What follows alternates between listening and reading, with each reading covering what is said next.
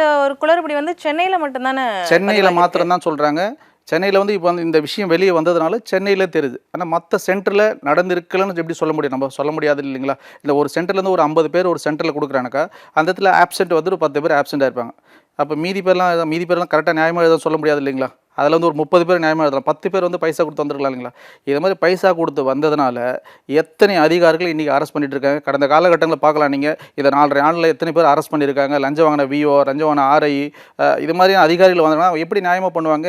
அவங்க லஞ்சத்தை வாங்கிட்டு வந்து இது மாதிரி எழுதுனாக்கா, எக்ஸாம் எழுதி பாஸ் பண்ணிட்டு வந்தாக்கா மக்களுக்கு எப்படி சேவை செய்வாங்கங்க? லஞ்சம் அடுத்து எப்படி சம்பாதி தான் பார்ப்பான கண்டி. இது மாதிரி சேவை செய்கிற மனப்பான்மையில் யாரும் வரமாட்டாங்க. இப்போ ஏற்கனவே நகராட்சி துறையில் இந்த மாதிரி அரசு பணிகளுக்கு கிட்டத்தட்ட 2000 கோடி ரூபாய்க்கு மேலே ஊழல் நடந்திருக்கு அப்படின்னு அமலாக்கத்துறை கடிதம் கொடுத்துருக்காங்க. ஸோ அந்த மாதிரி தான் அரசு பணிகளில் நடக்குதா? பெரும்பான்மையாக நடக்குதுமா. பெரும்பான்மை நடந்துட்டு தான் இருக்குது. இந்த விஷயம் வந்து எல்லாருக்குமே தெரியும்.